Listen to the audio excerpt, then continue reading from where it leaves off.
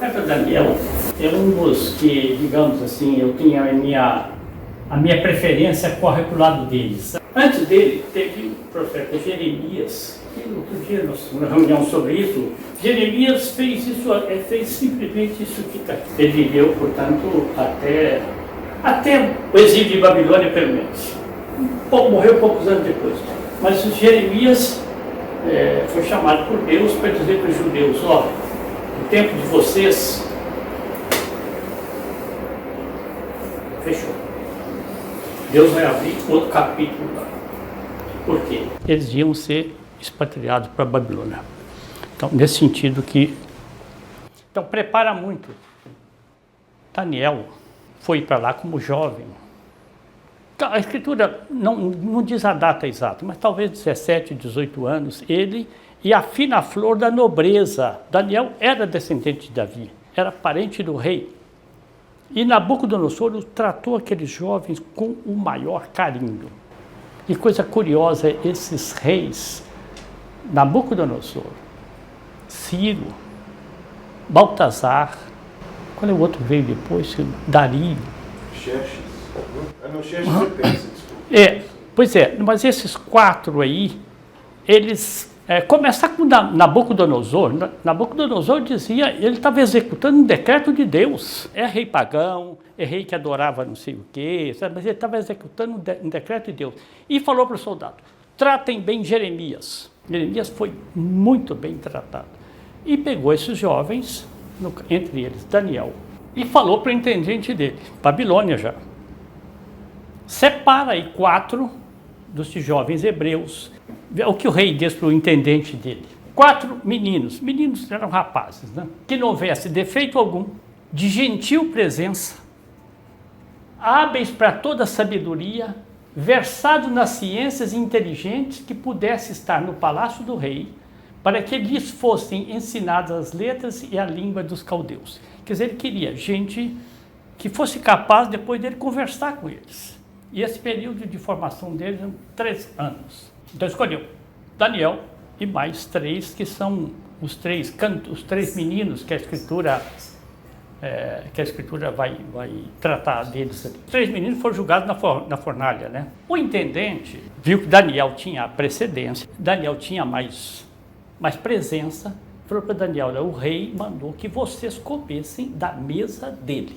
Daniel disse: não podemos. A mesa do rei tem alimentos que são proibidos pela lei mosaica. Nos trate com tal coisa, tais coisas e tais coisas. E o intendente então disse para ele: olha, o rei vai me cortar a cabeça. Vocês vão ficar magrinhos e vai ver a diferença entre vocês e os outros judeus. Vai me cortar a cabeça.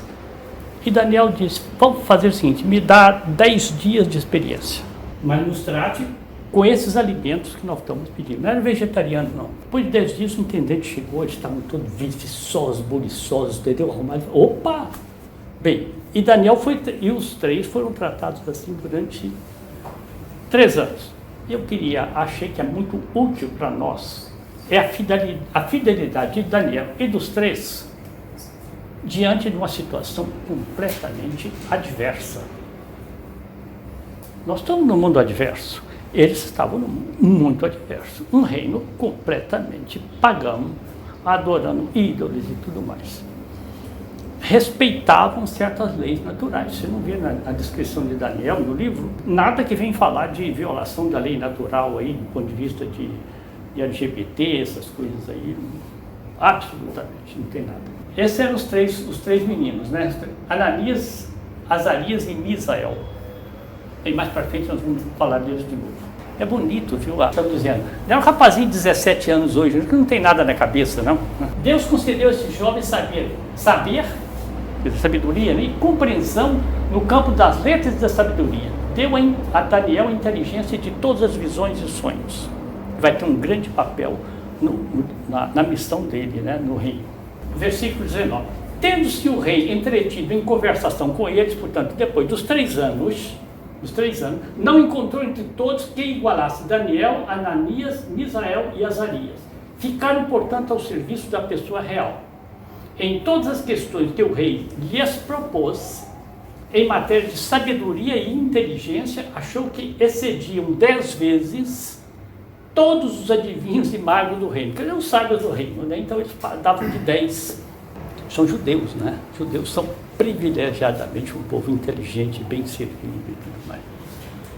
Bem, então Daniel permaneceu ao serviço do rei até o primeiro ano, no ano de Ciro, em 537, que já Ciro foi quem deu o decreto para eles voltarem, né, para Jerusalém. Acho que todos ouviram falar, porque a gente já havia falado no colégio, né, que Babilônia, os jardins suspensos de Babilônia seriam uma das 7 maravilhas do mundo, né? A gente vai procurar as fotografias na internet, realmente o que eles postam lá, a gente não sabe, são recomposições, não é? Porque não há, nem pintura tem, mas um portento, é uma maravilha mesmo. A Babilônia na escritura, no Apocalipse, é apresentado como perversão, não é isso? Caiu Babilônia, quer dizer, caiu o império do mal, mas essa Babilônia histórica aí, do Nabucodonosor, era lindíssima, cortada de 2 rios e tal. Bem, então, Nabucodonosor teve um sonho, e esse sonho o perturbou profundamente. Então ele convoca os magos do reino e tal, e vocês têm que me explicar o meu sonho. Pois não, qual é que foi o seu sonho? Não, eu não lembro do sonho. Vocês têm que adivinhar meu sonho e explicar o sonho, porque esse sonho está me perturbando profundamente. E eles disseram, isso não existe na face da terra. Ninguém que é capaz de adivinhar o sonho e depois explicar o sonho. Não existe isso. Então, Nabucodonosor mandou que executasse os magos. Na verdade, não conseguiu. Perdão, não. Porque Daniel resolveu o problema, eles foram poupados. Então, esse intendente do rei diz, olha, tem Daniel, chama Daniel. Aí começa a situação que a gente chama de humildade. Daniel foi para casa e contou o que se passava aos companheiros, esses 3 mancebos, né? A fim de que implorasse a misericórdia de Deus do céu acerca daquele segredo, para que Daniel e seus companheiros não perecessem junto com os outros sábios de Babilônia. Ou vocês resolvem isso, ou vou executar todo mundo. Eu não aguento a perturbação que ele ficou. Depois dessas orações, que eu estou chamando aqui de humildade, Deus deu a ele o segredo. Os sábios, os magos, os adivinhos, os feiticeiros não puderam descobrir o rei. Mas no céu há um Deus que revela os mistérios, o qual mostrou ao rei Nabucodonosor as coisas que hão de acontecer nos últimos tempos. Daniel está falando, continua. Quer dizer, veja bem, né? Tinha que adivinhar o que ele sonhou. Tu estavas olhando e eis que te apareceu uma grande estátua. Essa estátua grande, de um brilho extraordinário, erguia-se de pé diante de ti, de aspecto aterrador. Foi por isso que ele ficou. Vocês vão ver, isso aqui tem ligação com o nosso Senhor Jesus Cristo já, esse sonho. É o primeiro que tem ligação com o nosso Senhor. A sua cabeça era de ouro fino, peito de prata, coxa e centro de bronze, depois vem barro, etc. Estavas a olhá-la, a estátua, portanto, não é? Quando uma pedra se desprendeu da montanha, sem ter vir mão de nenhum homem, veio, bateu na estátua, espatifou, esmigalhou, tornou a estátua assim de farelo. Esse é o sonho dele. Daniel está contando. Para frente. Então se quebraram em tempo ferro, bronze, exatamente aqui. E Daniel disse, porém, a pedra que tinha batido na estátua tornou-se uma alta montanha que encheu toda a terra. Esse é o sonho.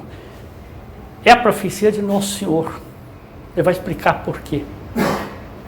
Eu sei que pode causar assim, um pouco de estranho, né? Vamos ver o próximo aqui, senão eu explico a interpretação do sonho. Nosso Senhor.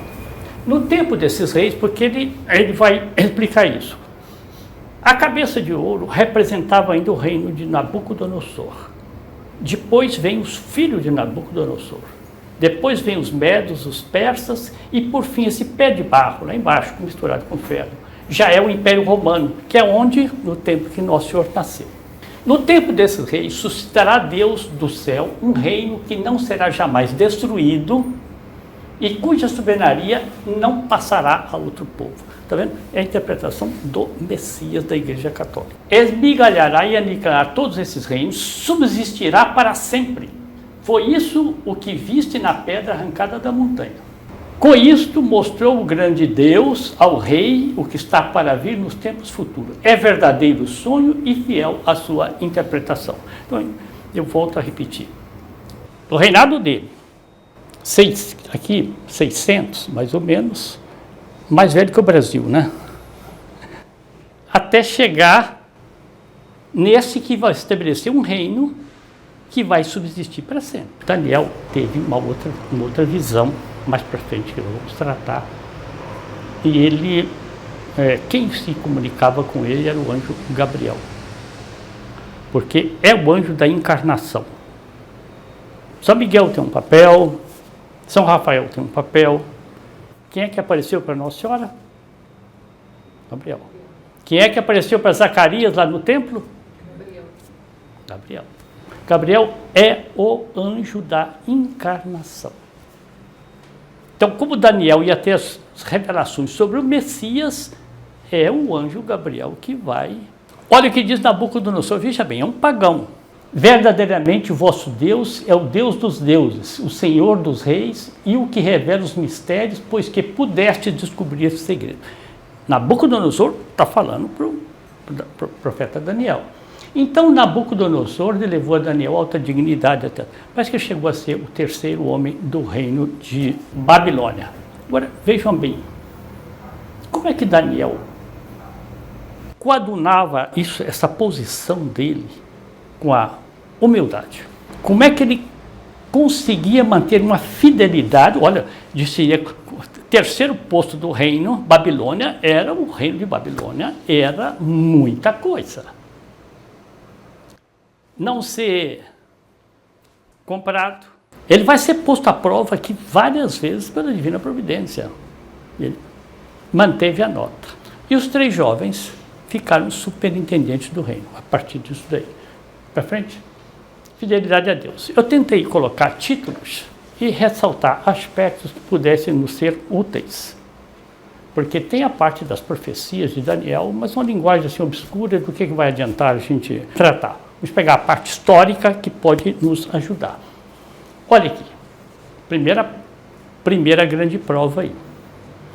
Nabucodonosor mandou fazer uma estátua de ouro de 60 côvados. Eu fui ver, o côvado tem mais ou menos 45 centímetros, então vai dar 25 metros. E 6 de largura, e pôs numa planície de Dura, na província de Babilônia. Bem, e decreto. Olha, a gente tem que ver aí, Satanás também não dorme em lugar nenhum. Tinha os deuses, tinha os sacerdotes da Babilônia, né? Você imagina o que eles faziam na cabeça do...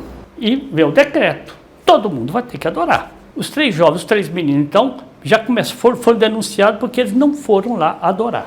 Olha aqui, disse. Bom, a conversa de Nabucodonosor para eles. Esses 3. Se não adorares, sereis lançados na fornalha incandescente. E qual é o Deus que vos livrará da minha mão? Ah, bom, aqui respondendo, Sidraque, Misaque, Abdenago. O Nabucodonosor trocou o nome deles, porque isso tem um certo significado com deuses lá desses nomes novos aí. Inclusive para o próprio Daniel, ele deu outro nome. Então disse. E eles então disseram a Nabucodonosor, não há necessidade alguma de que te respondamos sobre isso, porque o nosso Deus a quem adoramos pode tirar-nos da fornalha e livrar-nos de tuas mãos. Porém, se ele não fizer, fica sabendo que nós não honraremos os teus deuses. Morreu o assunto. Eles sabiam que aquilo ali era execução. Aí, Nabucodonosor, claro, irado. A Escritura fala, faça uma fornalha com fogo 7 vezes mais poderoso que esse que vocês conseguem aí. Então, a chama a levavam lá, etc. Agora, pega esses, joga lá dentro e tranca a porta e vai lá. Se me permitir aqui uma espécie de digressão. Vocês já ouviram falar que existe o ofício parvo, que se chama, né? O ofício que o ofício divino são os monges que cantam. O ofício parvo é esse aqui. É um ofício reduzido de leigos, não é? Que tem todas as horas, matinas, laudas, etc. E eu aprendi várias horas também. A gente cantava na TFP e tal, tinha uns corais bonitos e tal. Bem, então, na hora laudas, matinas laudas, na hora de laudas, vem então o que aconteceu com os 3 rapazes, os 3 mancebos. Porque foram julgados lá dentro. Aí começam a a cantar aqui. E coisa interessante, eles não fazem nenhum cântico de ecologia, não, hein? Lá no fogo, né? No meio do fogo. Obras do Senhor, bendizei todas ao Senhor. Louvai-o e exaltai-o por todos os séculos. Não vou ler só uma ou duas, três frases aqui. Anjos do Senhor, bendizei ao Senhor. Chuvas e orvalhos, bendizei o Senhor. Montes e colinas, eu vou dizer, bendizei o Senhor. Peixes e mares, bendizei o Senhor. Veja bem, eu acho assim que é um canto antiecológico, porque ele não fala que é bendito, não. Você, monte, louve o Criador. Olha aqui, ó. Aqui vai embora o cântico. E é bonito, a gente cantava inclusive em latim, assim. Faz uma palhinha aí pra gente, o senhor lembra? Vamos ver, viu, gente? Vamos ver. Com essa voz minha que tá... Benedicti Domine opera Domini Domino, laudate et super exaltate in secula, benedici angeli Domini Domino, benedici celi Domino. Mas, palmas para essa... Para quem? Para o profeta Daniel, né? Olha aqui, eu vou dizer, eu vejo os católicos, né, que estão voltando para a igreja. Eu também voltei com 17 anos. E as solicitações são muitas ofertas que aparecem, né? Aparece essa, aparece aquela, aparece aquilo outro. Eu fico pensando assim, é muita oferta que aparece. Preciso acertar as ofertas também, porque não dá para aceitar todas as ofertas, né? Mas um ofício bem cantado é uma coisa lindíssima. Lindíssima. Eu via em latim, muito mais. Aprender a... Mas, agora então, esses três rapazes estão lá no fogo e estão cantando. Vamos continuar então. O que Daniel fala? Acontece que Nabucodonosor foi lá para ver. E o que está acontecendo? Estou vendo 4, julguei 3 lá dentro, tem 4 lá dentro. Era o anjo que estava os protegendo, né? E aí, que música que é essa que estamos cantando lá? Porque eles cantaram isso de improviso, né? Daniel introduziu ali, inspirado pelo Espírito Santo, que a igreja aproveitou, né? Para tirar todos e aí? Aí, então, precisa fazer a punição em cima daqueles que denunciaram, né? Ele fez justiça. Os sacerdotes, como é que fala assim? Pagãos, né, que tinham feito. Agora vem outro assunto. Tá vendo? Eu selecionei quase uma parte histórica, tentando colocar algum proveito espiritual para nós aí. Festim de Baltazar. Muitos já ouviram falar. Baltazar já é o sucessor de Nabucodonosor. Manteve também, deu grande apoio a Daniel e aos 3 mancebos. Então, Baltazar, aqui já está o fim do reinado de Baltazar. Deu um grande banquete de 1000 grandes do reino. Bem, estando já cheio de vinho, você lembra o que quer dizer isso aí, né? Mandou que trouxesse os vasos de ouro e de prata da onde? Do templo de Jerusalém, que Nabucodonosor, porque por ordem de Deus tinha arrasado aquilo tudo, trouxe todas as riquezas dos vasos sagrados da época, trouxe para lá. Menos a arca. Ah? Menos a arca, né? Da aliança. Ah, a arca não. Ela some nesse A arca não. Nem os arqueólogos vão achar essa arca, viu? Pode. Só quando Deus quiser. A arca foi Jeremias que escondeu por ordem de Deus. Mas então, aqui que entra certas coisas, eu não sei se vocês vão me dar razão, mas tem certa hora que a pessoa passa do sinal amarelo para o vermelho. Baltazar aí, o rei Baltazar, entrou no sinal vermelho, porque o festim estava indo tal. Mas chega na hora, ele mandou trazer os cálices sagrados para completar esse banquete dele. O que aconteceu? Beberam vinho e louvaram os deuses dos deuses de ouro e de prata. Quer dizer, os deuses pagãos eram feitos isso, né, de barro, de ouro, de prata. No meio do festim lá, vem um anjo e escreve assim com letras de fogo na parede. Mene, Mene, Tekel, Farsi. O rei Baltazar ficou transtornado. O que pode ser uma coisa dessas? Bom, vou repetir. Ele tinha passado o meridiano que eu falei. Beber, fazer o festinha dele nos vasos sagrados do templo de Jerusalém. Nabucodonosor nunca fez isso. Trouxe, mas não fez isso. Nem destruiu. Então, chama os adivinhos do templo, chama todo mundo, exceto do templo, não, do reino, né? Vamos interpretar isso aí. Não conseguiram interpretar, chama Daniel. Isso é Daniel que está falando. Essa é a interpretação das palavras. Mené. Deus contou os teus dias do teu reinado e pôs-lhe termo. Quer dizer, fechou, encerrou. Tecla. Foste pesado na balança e achou-se que estava falto de peso. Quer dizer, você não... Cadê as boas obras? Deficiente, foi pesado. Terceiro, teu reino foi dividido e será dado aos medos e aos persas. Corresponde também àquela primeira visão de Daniel lá, já está aqui, ó. Já está cá embaixo. Já tinha, Baltazar já foi, é o terceiro, já é o terceiro reino. Aí vem, então, Baltazar mandou que Daniel fosse, ele tinha prometido, né, que interpretasse aquilo. Vestiu Daniel, como está dito aqui. Agora, veja a última frase. Naquela mesma noite, foi morto Baltazar, rei dos caldeus. Dario Medo sucedeu-lhe no reino, tendo 62 anos. Babilônia tinha os rios protegendo. Isso era grande segurança para a cidade. Só que Dario mandou desviar as águas lá, enquanto eles estavam comemorando o festim de Baltazar, bebendo lá nos cálices sagrados. O rio estava... Quando baixou assim tudo, as tropas entraram. E a segurança, então foi aí que... Eles estavam cercados já, né, pelos persas. Digamos, eles estavam muito seguros daquela inexpugnável Babilônia. Só que esse recurso estratégico, baixou o rio. Vocês viram a fotografia, viram aqui o que o nosso Aleijadinho imaginou do Daniel, né? A figura. Vocês sabem que Aleijadinho está entre os... Ele compete com qualquer escultor europeu aí, até medieval, em matéria desses profetas, concorre mesmo. Não é história, não. Não é história, não. É real. O que aconteceu, então? Inveja. E atiçado, claro que os deuses lá, como é que chama, os demônios e tudo mais, atiçando também, né?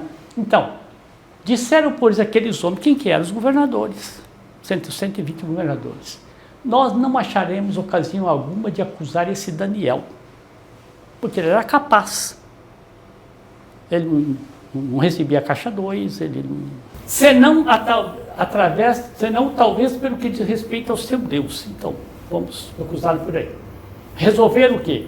A armadilha dele foi essa, um decreto ordenando que todo aquele que por um espaço de 30 dias pedir alguma coisa a qualquer Deus ou a qualquer homem que não seja tu, quer dizer, só Dario pode pedir, quem fizer isso vai incorrer pena de morte. E fizeram Dario assinar.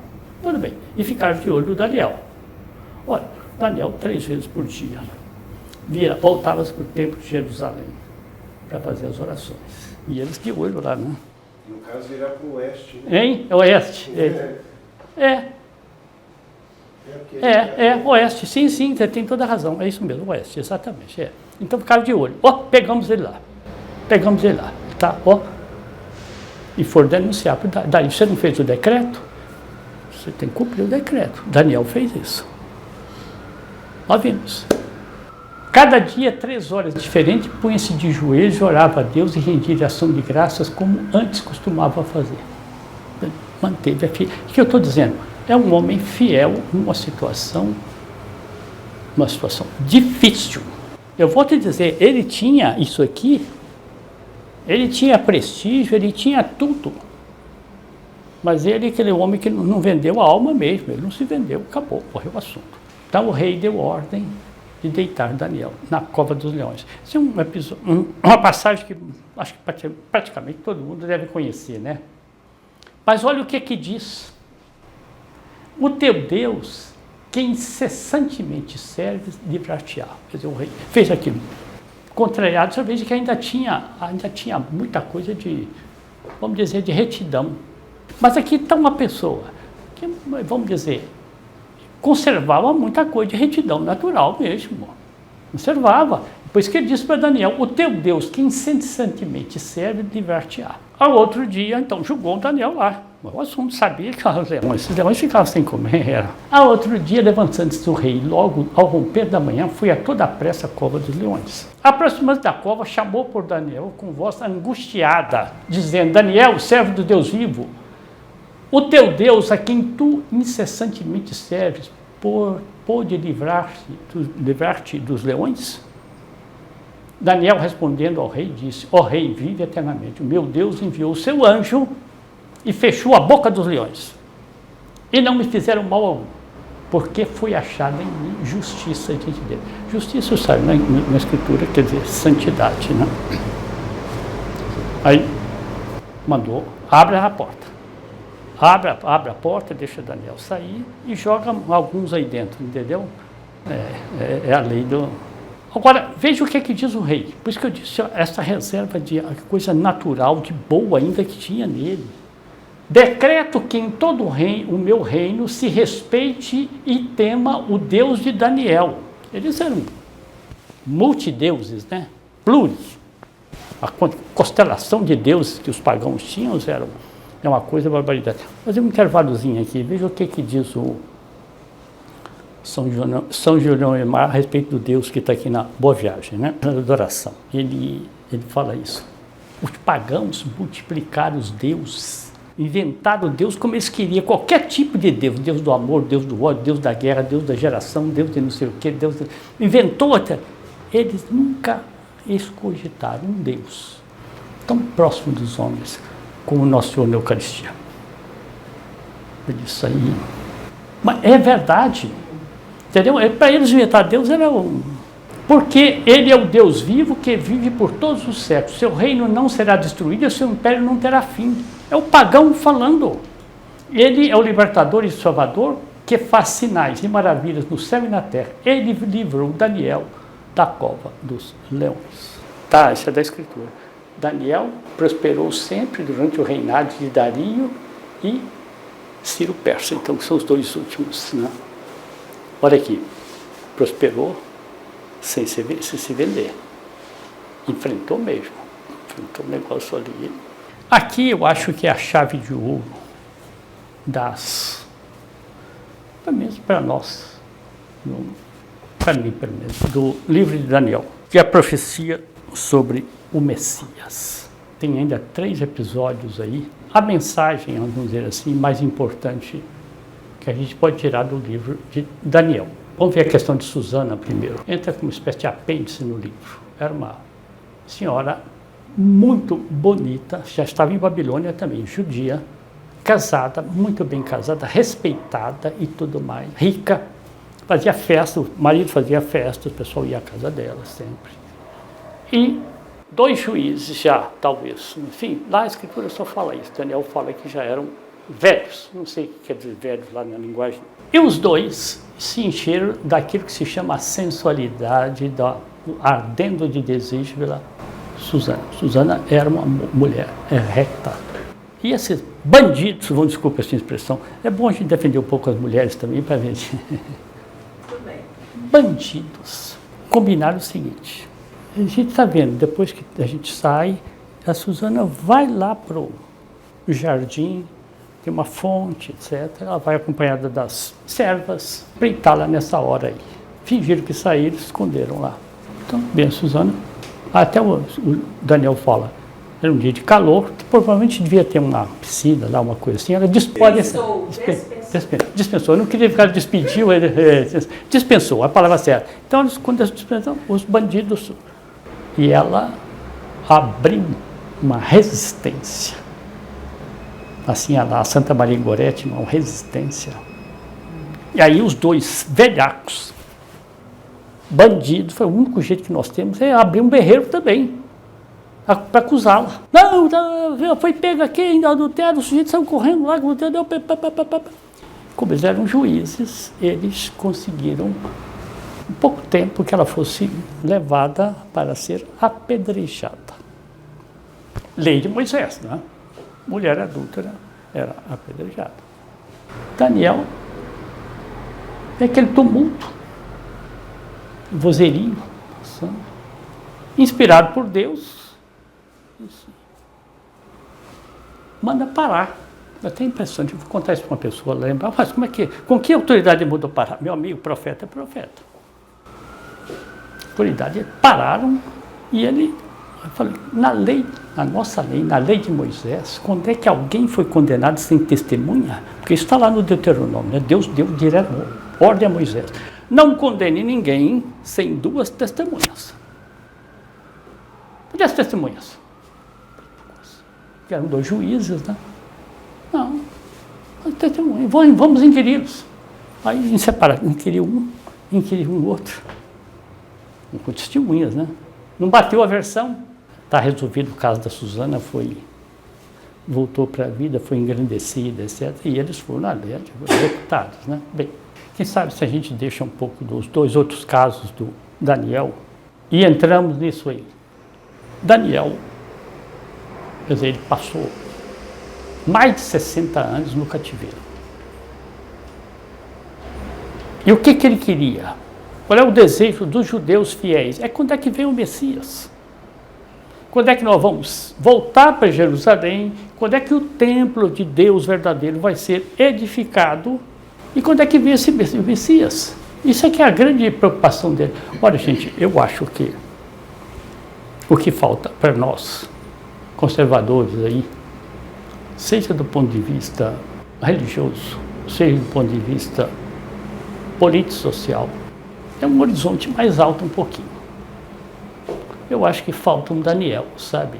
Ah, não, tem o Papa, a igreja, como é que foi? São Tomás explica que o profetismo não é mais o mesmo do Antigo Testamento, mas o carisma profético vai sempre existir na igreja. São Paulo, inclusive, reafirma isso. Então, por exemplo, atribui a Santa Catarina de Sena certas atitudes dela com o Papa, né? Não vá para vir, não vá. Assim, e outras também. Santa Joana d'Arc mesmo atribui a ela aquela levante que ela fez da França. Bem, então, é que falta isso, sabe? A gente tem as obrigações pessoais que o senhor é obrigado a dar conta. Orações também, tudo que o senhor pensar. Mas, olha aqui, tem que olhar um pouquinho também, tem que aparecer não sei se eu estou conseguindo traduzir. É o que Daniel fez, ele estava observante dentro da esfera dele. Mas eu quero saber o seguinte, quando é que os judeus vão voltar, quando é que o templo vai ser, ele não ia ser sacerdote no templo, não, isso não. E quando é que vem esse Messias? Aí, é interessante. Atende, pois, Deus nosso, a oração do teu servo, Daniel, as suas preces, e sobre o teu santuário devastado, quer dizer, o templo de Jerusalém, que tinha sido, estava lá, em ruínas de tudo, né? Faz brilhar tua face por amor de ti. Olha, inclina, Deus, o teu ouvido e ouve. Não trazemos à tua presença as nossas súplicas, fundadas nos merecimentos da nossa justiça, mas sim nas tuas grandes misericórdias. Então, aquela promessa de Abraão, não é isso? É essa promessa que nós estamos dizendo, para cumprir. Não a promessa do Messias, é essa promessa que eu estou pedindo, não estou pedindo fundado em merecimento meu, não. Vamos lá mais um slide aí? Olha aqui, ouve e perdoa. Deus meu, por amor de ti mesmo, porque essa cidade e esse povo têm a glória de lhes haver sido dado o teu nome. Quer dizer, Jerusalém, foi dada a promessa, foi dado tudo. Então, o profeta Daniel está argumentando com Deus. O Senhor tem essa promessa. Cumpre. Agora, ele tinha a condição de profeta e de descendente de Davi. Tinha boas. Quando eu ainda falava, orando e confessando meus pecados e o pecado do meu povo. Veja bem, isso é o que eu quero distinguir. É o pecado nosso, de cada um de nós, na esfera individual. Mas esse nosso Brasil pecou também. Esse nosso Brasil pecou também. O Brasil é um país de uma predileção. Então, é isso que ele está dizendo. Israel pecou mesmo. Nós estamos aqui por castigo. Apresentando as minhas súplicas na presença do Senhor, meu Deus, a favor favor do santo monte do meu Deus, quando eu ainda não tinha acabado bem as palavras da minha súplica, eis que Gabriel, o anjo Gabriel, aquele homem que anteriormente eu tinha visto na visão, voando rapidamente se aproximou de mim à hora da oblação da taxa. Instruiu-me falando assim, Daniel, isso é que eu disse o título que eu quis dar para a palestra. Daniel, eu vim agora para te ensinar de modo que entendas os desígnios de Deus. Desde o princípio das tuas preces foi enviada uma palavra e eu vim para te anunciar, porque tu és um predileto de Deus. Até o latim fala vir desiderior, você é um varão de ardente amor de Deus. Toma, pois, bem sentido nesta palavra e compreende a visão. 70 semanas foram decretadas sobre o teu povo e sobre a tua cidade santa, a fim de que a prevaricação termine, os pecados sejam selados, a iniquidade expiada. Gente, isso é o Messias. Ninguém pode fazer isso aqui não seja o Messias. Isso é o Messias. A justiça eterna trazida, as visões de profecia seladas e o santo dos santos seja ungido. Então, aí termina aquilo que eu queria destacar do profeta Daniel. Ele recebeu. Eu sei que os intérpretes aí, o número 7 é um número simbólico, e sim uma série de números são simbólicos na Escritura. Mas tem intérpretes que dizem isso. Essas 70 semanas de ano correspondem do edito de Ciro, para os judeus voltarem, até o nascimento do Messias. O que, não sei se eu consegui traduzir a beleza que foi a vida de Daniel. Cada profeta é uma beleza. Esse homem aqui, eu gostaria que tivesse assim um ou dois ou três profeta Daniel pelo mundo, sabe, para encher a gente de esperança. No Brasil, por exemplo, atual, esse novo profetismo no Brasil? Não, sabe, encher de esperança. Porque essa esperança, encher de esperança, esse Brasil, olha, eu ouvi isso do Dr. Plínio e fiz um teste em São Paulo, sobretudo, 5 anos atrás, antes de eu vir para cá, voltar para cá. Estava no elevador assim, estava lá o fulano, estava o porteiro, um lugar assim qualquer, assim, olha, sabe que esse ainda será um grande país? Quase que todo mundo chegava e olhava assim, uai, o senhor acredita mesmo nisso aí? Eu disse, eu acredito. Aí o sujeito ficava aliviado, sabe? Porque tem uma promessa em cima desse Brasil. Tem uma promessa. Terra de Santa Cruz. Hã? É terra de Santa Cruz. É terra de Santa Cruz. E tem essa promessa. O que eu acho é que a gente tem que fazer um pouquinho de calo nos joelhos também, digamos assim. Tem mais penitências também, mais jejuns. É isso, o Mário Eduardo, olha, tem dois episódios aí muito interessantes. O senhor pode? Mas esse Daniel, eu vou repetir, ele está numa terra diversa. Qualquer coisinha daquela ia direto de novo para a Cova dos Leões, eu mandava executar, não sabia, né? E é isso, tal Bel, né? Que era eu fui ver lá, era o principal deus dos caldeus. Tinha deus assim para todo canto, né? E é o principal. E Daniel falou para o rei, ó, esse Deus é de pedra, não é Deus vivo não, isso é de pedra. Como é pedra? Toda noite a gente traz aqui não sei quantos compartimentos de farinha, não sei quantos negócios de ovelha, não sei leite, entendeu? E de manhã cedo sumiu tudo. Ele come tudo de noite. E Daniel disse, olha, vamos fazer assim. Vamos botar todas as oferendas. Era o principal deus, Bel. Tem um nome lá no assírio, lá, que eu não sei explicar qual é. Parece com Baal, né? Parece com Baal. Pois é, e de repente foi ele que gerou os de lá, né? Ele disse, faz o seguinte, manda botar as oferendas todas ali, todas. Sela a porta lá. E depois Daniel chamou uns amigos, né? Vamos espalhar uma farinhazinha aqui pelo chão, tudo. De noite, né?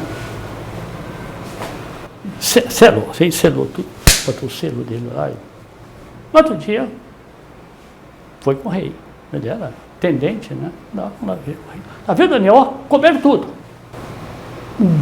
Bel comeu tudo, não sobrou nada aí.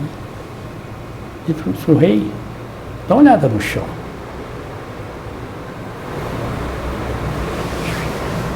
Pé de menino, pé de mulher, pé de homem, entendeu? Aquela quantidade de gente, entendeu? Aí fui olhar uma passagem secreta debaixo lá, entendeu? O pessoal veio, roubava tudo, etc e tal. Resultado, Nabucodonosor não, Dario, mandou executar esse sacerdote todo. Isso é mentira, mentira. Vem da retidão. Aí, mais um caso, que era o dragão. Mas o Daniel fala, Deus, dragão, o Deus. Aí o rei falou, Daniel, mas esse dragão é vivo. Esse aqui você não vai dizer que é morto, não, esse é vivo. Esse é vivo. Olha aqui, o jejum está aqui, come mesmo. Daniel disse, pois não, dá licença, eu vou matá-lo, sem espada, sem lança, sem nada. Tá bem, pode. Me preparou lá não tinha veneno não tinha soda cáustica nem nada, preparou uma comida para ele. Certamente era um antibruxedo, né? Que o dragão explodiu e aí o rei caiu. Você tem razão. O que aconteceu? Principais emissários de Satanás, né? Chegaram para o rei e falaram assim, você destruiu o Bel, matou o dragão, você está virando judeu, nós vamos te matar. Ou você acaba com esse Daniel, vamos te matar, tem jeito. Pode, você está acabando com tudo. Aí foi a segunda vez que Daniel foi julgado na cova dos leões, ficou lá 7 dias. E que Deus então pediu o Abacuque para levar comida para ele. Então, fica aí o que eu podia falar a respeito do nosso Daniel. A esperança, veja bem, é um homem de esperança. Você pensa bem.